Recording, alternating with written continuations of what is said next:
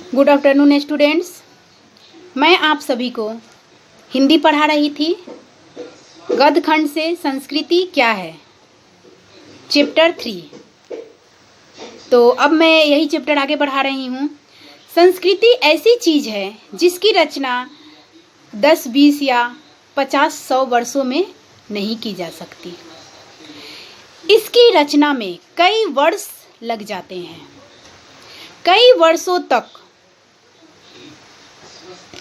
एक समाज के लोग जिस तरह खाते पीते, पढ़ते लिखते, सोचते विचारते या धर्म के कार्य करते हैं, उसमें हमारी संस्कृति की झलक होती है। यहाँ तक कि हमारे उठने बैठने, पहनने ओढ़ने, घूमने फिरने में भी हमारी संस्कृति की पहचान होती है। संस्कृति जिंदगी जीने का एक तरीका होता है और यह तरीका सदियों से हमारे समाज में छाया हुआ है, बसा हुआ है। जिस समाज में हम जन्म लेते हैं, वहाँ की संस्कृति ही हमारे ऊपर प्रभाव डालती है और वहीं से हमें अपनी संस्कृति की पहचान होती है। हम जिस जिस रूप में अपने घरों का निर्माण करते हैं, मंदिर बनाते हैं, पूजा करते हैं, एक दूसरे के साथ समय बिताते हैं, कपड़े पहनते हैं, गहने पहनते हैं, अथवा अपने परिवार और पड़ोसियों के साथ जिस तरह से व्यवहार करते हैं, चाहे वो मित्रता का हो या शत्रुता, दुश्मनी का हो, जिस तरह से हम व्यवहार करते हैं, वो सभी चीज हमारे समाज में व्याप्त हो जाती है और ये सब का सब हमारी संस्कृति का ही अंश है। संस्कृति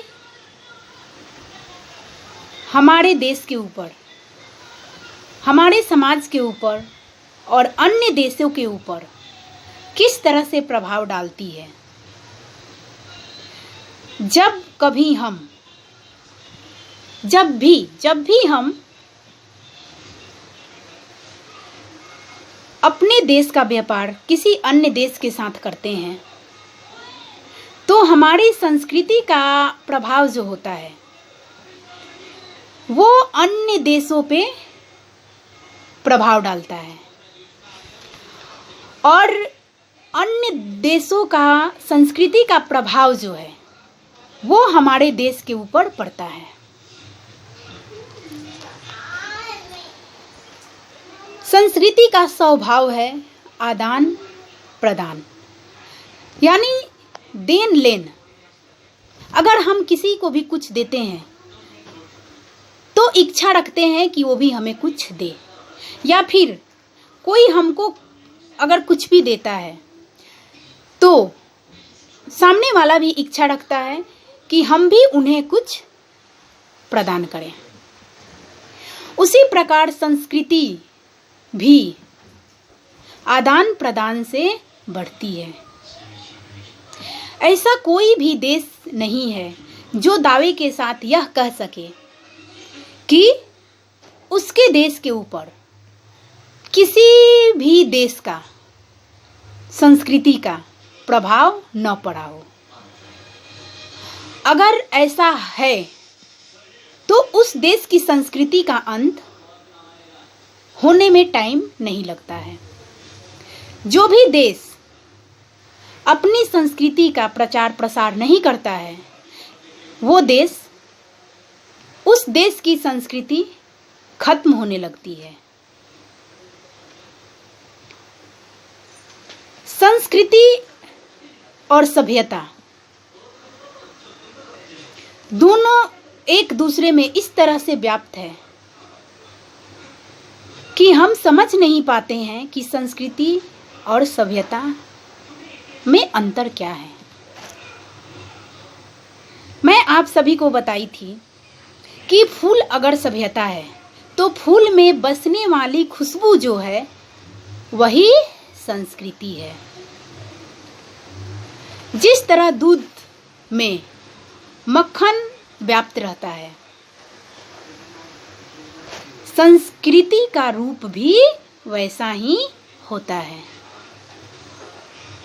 तो आशा करते हैं कि आप सभी संस्कृति क्या है और यह सभ्यता में किस तरह से व्याप्त है, बसा हुआ है, इसके बारे में अच्छी तरह से समझ गए होंगे। अभी मैं आप सभी से यही आग्रह करूंगी कि जो चैप्टर कंप्लीट हो चुका है उन सभी चैप्टर का क्वेश्चन आंसर मैं आप सभी का कंप्लीट करवा दी हूं। तो आप सभी अभी सभी चैप्टर को एक एक करके सभी क्वेश्चन आंसर को याद करेंगे और घर में उसको याद करके लिखेंगे, प्रैक्टिस करेंगे। Okay, bye. घर में रहिए, सुरक्षित रहिए।